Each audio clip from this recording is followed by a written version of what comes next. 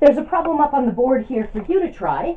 I'm asking you to graph y equals 1 minus the square root of 5 minus x squared. This is going to be similar to the problem that we just did. One word of caution though, while we are going to want to square both sides, I don't want to square both sides as they are, because if I were to square this right-hand side, that would mean I'd have two factors of 1 minus root 5 minus x squared. That's not particularly helpful because I'd have to FOIL that out. So I want to isolate the root first. It's actually okay if I have that negative sign in front of it. When I square both sides, the negative will square and just go away. But I'm going to want to move that 1 first. Okay? So that's a hint to get you started. Pause the video. Try and graph this function for me.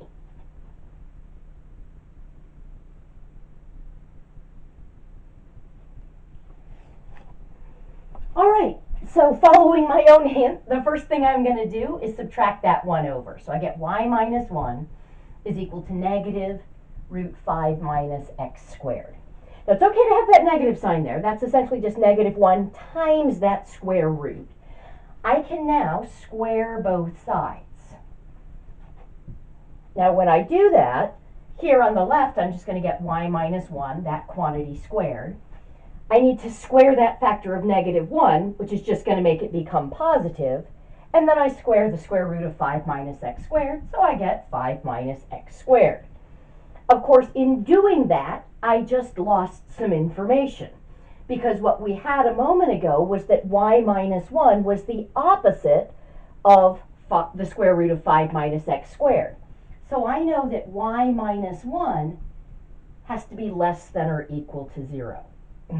The smallest a square root could be is 0, and then if I'm multiplying by negative 1, that's going to give me something that's negative if it isn't 0. So that means that y is going to be less than or equal to 1.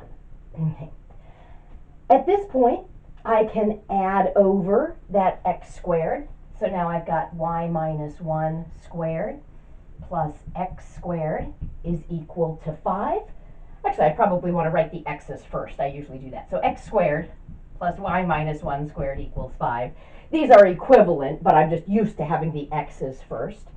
So now I can see this would give me a circle, but let's not forget we've got this restriction that y is less than or equal to 1. Now the center of this circle would be at the point 0, 1. I'm going to momentarily plot that point, and then I'll erase it. Okay. But that means that the line at height y equals 1 would be cutting this circle in half. So points that are below that would be on the bottom half of the circle. Okay. Now, if my center, we said, was at 0, 1, the radius is the square root of 5. Do be very careful. It's not 5, it's the square root of 5, because 5 there is the radius squared. Okay. So, let's see. The square root of 5 is going to be in between 2 and 3. And I can see that because 2 squared would be 4, 3 squared would be 9, 5 is in between 4 and 9. Okay. So, if I'm drawing this circle, I can say, okay, I would go here to the left, more than 2, but less than 3, and that would take me to the point negative root 5, 1. Oops, that's drawing the root.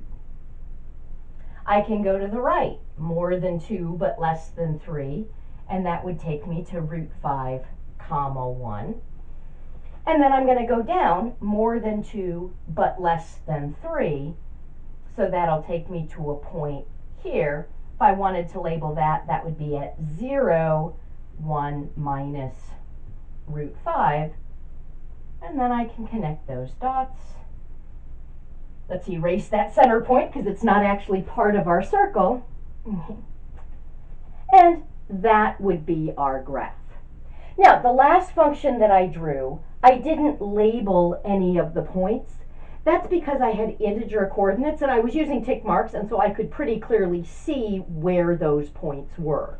When you've got points like this, where it's not super obvious where they are because they don't line up with tick marks, I would expect you to label the starting and the ending point.